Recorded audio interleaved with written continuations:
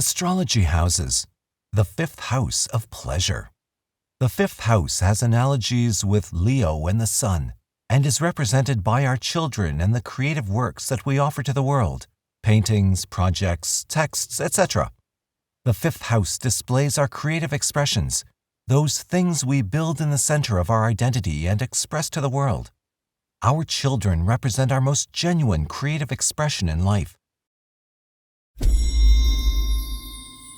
If we do not have children, it can relate to the creative and unique projects emerging from the core of our inner being.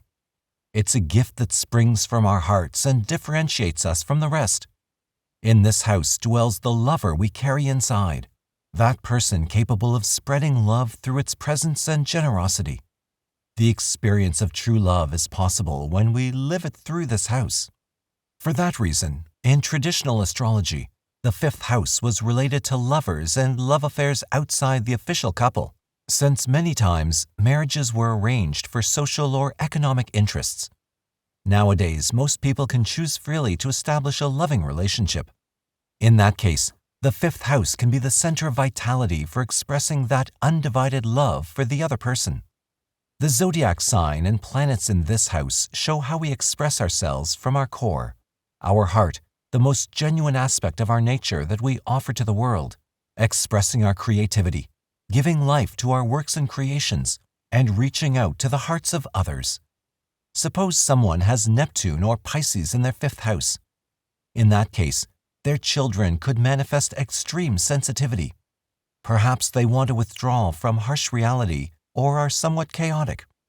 The person discovers in this house their ability to resonate sensitively with others and their extreme sensitivity to their surroundings.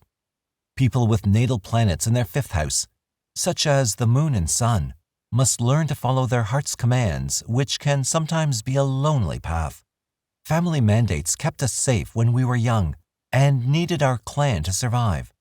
But there comes a stage in our development when we must leave the warm home where we belong and go our own way.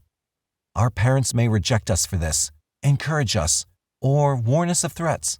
Whatever the response, we must follow that path on our own, without any guidance other than our hearts. People with a prominent fifth house cannot ask other people for instructions. They must hone their inner listening and vouch for their desires. Some people may find this selfish, but these natives know there's no proper way to live other than being authentic. Pleasing others leads to an unfulfilled and lost life.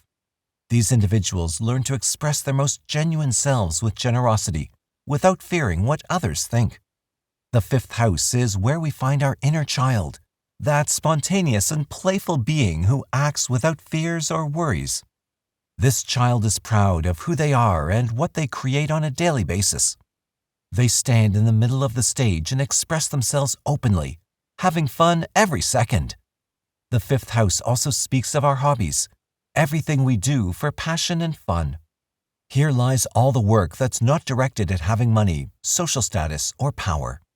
The fifth house shows everything we are and do without expectations, preconceived ideas, or inhibitions. It's the part of us that recognizes we have something unique and meaningful to give others. People with Libra or Venus in their fifth house express themselves through art, design, clothing, makeup, and relationships with others. Someone with Mercury or Gemini in their fifth house expresses their creative path through comedy, social interactions, writing, conversations, and association of ideas.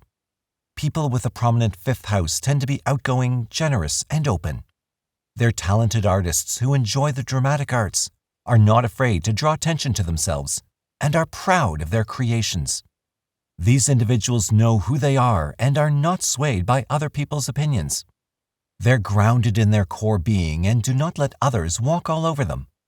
These people don't like to be bossed around or follow other people's orders because they guide themselves without problems. Some people say they're self-centered, but it's not exactly the case. This mass consumer society does not want us to have high self-esteem because they would not be able to sell us things. If we look in the mirror and say, "Wow, how stunning I am. I don't need anything to be happy," the beauty and cosmetics industries would collapse. But that's exactly what House 5 holds inside. all the experiences that make us feel good about ourselves, be it chocolate, an orgasm, or a work of art. Thank you for watching the video. Please like, share, and subscribe for all the updates.